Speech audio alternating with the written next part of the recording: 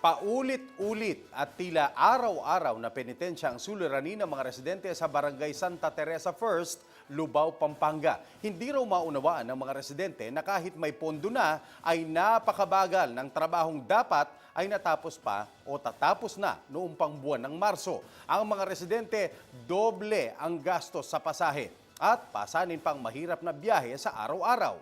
Si Angelica Simpao ang may balita.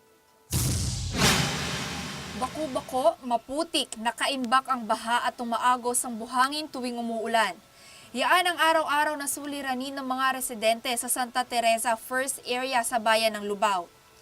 Una nang nai-report ng CLTV36 News ang naunsyaming kalsada nitong buwan ng Hulyo. Nag-usap na ang barangay, pamahalaang lokal at Mount Pinatubo Emergency Project Management Office ng DPWH at AKN Construction. Pangako ng kontratista, itutuloy ng gawin ng kalsada. Pero pagkatapos tambakan at pagbuhos ng ulan, balik sa dating suliranin ang mga residente. Ngayon, nadagdagan pa raw ang kanilang problema. Ang baha nasa kalsada na at hindi nawawala.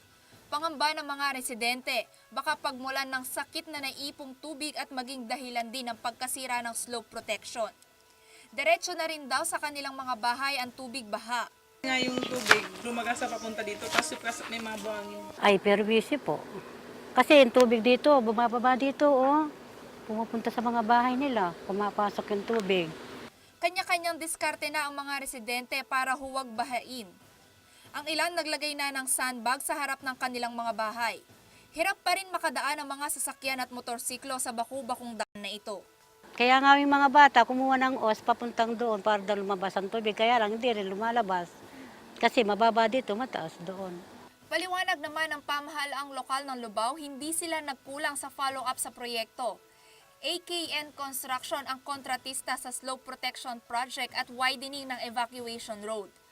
Ang huli nilang pangako, tatapusin ang proyektong pagtatambak nitong buwan ng Agosto. Nagkakahalaga ng higit 154 million pesos ang slope protection project na dapat ay natapos na noon pang buwan ng Marso. Ang 6 na metrong lapad ng kalsada ang tanging daan ng mga taga-Bangkal, Pugad, Barangay Sinubli at mga karatig barangay. Hindi nagbigay ng pahayag ang Mount Pinatubo Emergency Project Management Office ng DPWH at kontratista sa reklamo ng mga residente. Ako si Angelica Simpao, nag-uulat para sa Metro Central.